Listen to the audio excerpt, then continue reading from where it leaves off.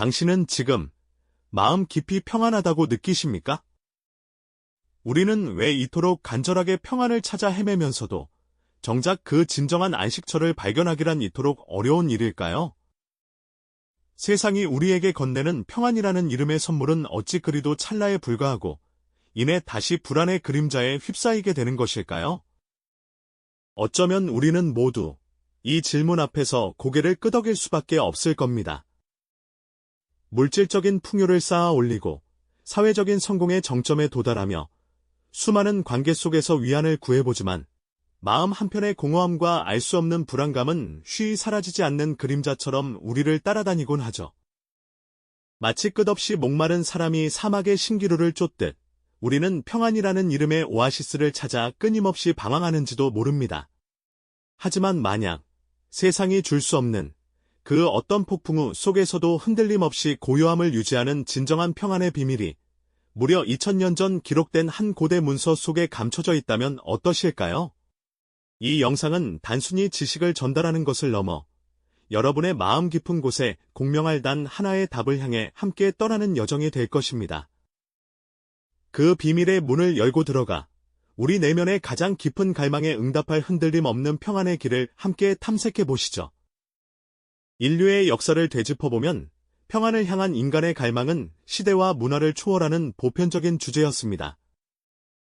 고대 철학자들은 마음의 평정을 얻기 위해 수많은 사유를 거듭했고, 동양의 현인들은 명상과 수련을 통해 내면의 고요함을 추구했습니다. 현대 사회는 어떻습니까? 우리는 더 빠르고 편리한 삶을 살고 있지만, 역설적으로 그 어느 때보다 스트레스와 불안에 시달리고 있죠. 넘쳐나는 정보 속에서, 끝없이 비교되는 타인의 삶 속에서 우리는 진정한 자신을 잃어버린 채 허우적대기도 합니다. 성공적인 경력, 안정적인 가족, 풍족한 재산, 견고한 사회적 지위. 이 모든 것이 우리에게 평안을 가져다 줄 것이라고 세상은 끊임없이 이야기합니다. 하지만 우리는 종종 목격하곤 하죠. 겉으로는 모든 것을 다 가진 듯 보이는 이들조차 말 못할 깊은 불안과 공허함에 시달리는 모습으려. 왜 그럴까요? 세상이 제시하는 평안의 조건들은 대개 외부적인 요소에 기반하고 있기 때문입니다. 환경이 변하면, 조건이 흔들리면 그 위에 세워진 평안의 탑 또한 쉽사리 무너져 내리고 마는 것이죠. 그렇다면 진정한 평안이란 과연 무엇일까요? 그리고 우리는 어디에서 이 흔들림 없는 안식처를 찾을 수 있을까요? 이 질문에 대한 해답을 찾기 위해 우리는 오늘 특별한 여정을 시작하려 합니다. 바로 2000년 전 쓰여진 한 권의 책, 요한복음 속으로의 여행입니다. 수많은 복음서 중에서도 요한복음은 유독 독특한 시선과 깊이를 지니고 있습니다. 다른 복음서들이 예수님의 행적과 가르침을 폭넓게 다루었다면 요한복음은 마치 현미경으로 들여다보듯 예수님의 말씀과 그 안에 담긴 사랑의 의미를 더욱 깊이 파고들죠. 특히 이곳에서 우리는 세상의 평안과는 전혀 다른 예수님께서 직접 약속하신 새로운 평안에 대한 놀라운 메시지를 발견하게 됩니다. 예수님께서는 제자들에게 이렇게 말씀하셨습니다. 내가 너희에게 평안을 주노니 세상이 주는 것과 같지 아니하니라. 이 말씀은 단순히 감정적인 안정이나 외부적인 평화를 의미하는 것이 아닙니다. 우리가 흔히 생각하는 문제가 없는 상태를 뜻하는 평안과는 그 근본부터 다른 종류의 평안을 말씀하고 계신 거죠. 세상이 주는 평안이 폭풍우가 지나간 뒤의 고요함이라면 예수님의 평안은 폭풍우 한가운데서도 흔들리지 않는 내면의 고요함과 같습니다.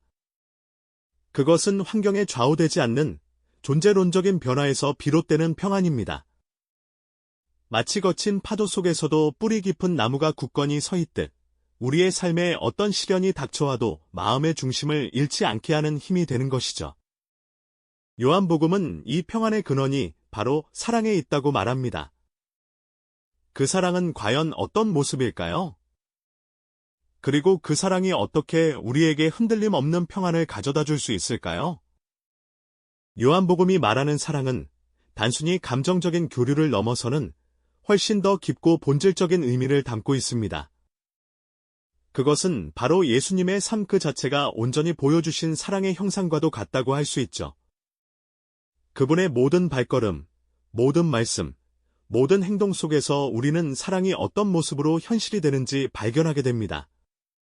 특히 우리에게 깊은 울림을 주는 것은 바로 십자가 위에서 펼쳐진 이야기일 겁니다. 많은 분들이 십자가를 고통과 비극의 상징으로만 생각하시겠지만 요한복음은 그 십자가가 인류를 향한 가장 깊고 궁극적인 사랑의 고백이었음을 분명히 밝히고 있습니다. 그것은 단순한 희생을 넘어 우리 마음속 불안과 죄의 사슬을 끊어내고 참된 안식을 선물하는 결정적인 순간이었던 거죠. 마치 어둠 속을 헤매던 이에게 한 줄기 빛이 드리우듯 십자가는 모든 절망의 끝이 아니라 영원한 평안의 문을 활짝 열어준 사건이라고 할 수 있습니다. 예수님께서는 제자들에게 내 안에 거하라고 말씀하셨죠. 이 말씀은 단지 물리적인 공간을 의미하는 것이 아닙니다. 그분의 사랑 안에 깊이 머물고 그분과 영적으로 연결되어 살아가는 삶을 뜻하는 것이죠. 우리가 그분 안에 거할 때 마치 가지가 나무에 붙어 있어야 열매를 맺듯이 우리도 사랑과 평안의 열매를 맺을 수 있게 되는 겁니다. 그리고 그분께서는 우리를 홀로 두지 않으셨습니다. 성령이라는 귀한 선물을 약속하시며 그 성령이 우리 안에 영원히 함께하시리라 말씀하셨죠. 이 성령의 임재를 통해 우리는 외부의 환경이나 상황에 관계없이 흔들리지 않는 내면의 평화를 경험할 수 있게 됩니다. 마치 폭풍우 속에서도 등대가 굳건히 제자리를 지키듯 성령은 우리 삶의 어떤 시련 속에서도 우리 마음의 중심을 잡아주는 역할을 하는 거죠. 이처럼 예수님의 삶과 십자가, 그리고 성령의 약속은 요한복음이 말하는 사랑의 절정이자 우리에게 진정한 평안을 완성시켜주는 핵심적인 가르침이라고 할 수 있습니다. 그렇다면 이토록 위대한 사랑의 메시지를 우리가 받아들일 때 우리의 삶은 어떻게 변화할 수 있을까요? 요한복음 속 사랑의 가르침은 우리에게 세상의 어떤 풍파에도 흔들리지 않는 마음의 고요함을 선물합니다.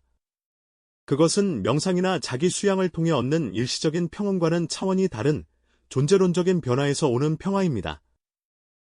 우리는 종종 불안을 해소하기 위해 물질적인 것을 쫓거나 타인의 인정을 갈구하며 살아가지만 결국 그 모든 것들이 참된 만족을 주지 못한다는 것을 깨닫곤 합니다. 하지만 요한복음은 우리에게 다른 길을 제시합니다. 누군가를 용서하고 자비를 베풀고 이웃을 사랑하는 작은 실천들이 어떻게 우리 안의 불안을 잠재우고 진정한 삶의 충만함을 선물하는지 보여주는 것이죠. 미움과 분노를 내려놓고 용서할 때 우리 마음속에 굳게 닫혔던 문이 열리고 새로운 평안이 스며듭니다. 어려움에 처한 이에게 따뜻한 손길을 내밀 때 우리는 받는 것보다 주는 것에서 오는 깊은 기쁨과 만족을 경험하게 되죠. 이 모든 것이 바로 요한복음이 말하는 사랑의 실천이며 이 실천을 통해 우리는 외부 환경에 휘둘리지 않는 스스로 지켜낼 수 있는 내면의 평화를 얻게 되는 겁니다. 세상이 주는 평화는 조건과 환경에 따라 쉽게 부서질 수 있는 어쩌면 신기루와 같은 환상일지 모릅니다. 하지만 요한복음이 우리에게 전하는 사랑은 고통과 역경의 한가운데서도 결코 흔들리지 않는 절대적인 평안을 선물한다는 것을 우리는 알게 되죠. 예수님의 희생은 바로 그 사랑의 가장 확실한 증거이며 우리가 그 사랑 안에 거할 때 비로소 진정한 자유와 평화가 우리를 찾아온다는 깨달음은 우리의 마음에 깊은 울림을 전해줍니다. 2000년 전의 기록인 요한복음의 메시지가 오늘날 혼란과 불안 속에서 살아가는 우리에게 여전히 유효하며 오히려 더욱 절실한 평안의 길을 제시하고 있다는 점은 참으로 놀랍지 않나요? 요한복음 속 사랑의 가르침은 단순히 종교적인 교훈을 넘어 모든 인간이 그토록 갈망하는 궁극적인 마음의 평안에 대한 해답을 담고 있습니다. 세상이 줄 수 없는 그 흔들림 없는 평안은 사실 당신 안에 이미 존재합니다. 단지 그 사랑의 메시지를 받아들이고 당신 내면의 가장 깊은 소리에 귀 기울일 용기가 필요할 뿐이죠. 이 영상이 도움이 되셨다면 좋아요와 구독 부탁드립니다. 여러분의 응원이 제게 큰 힘이 됩니다. 다음 영상에서도 더 유용한 정보를 공유하겠습니다. 감사합니다.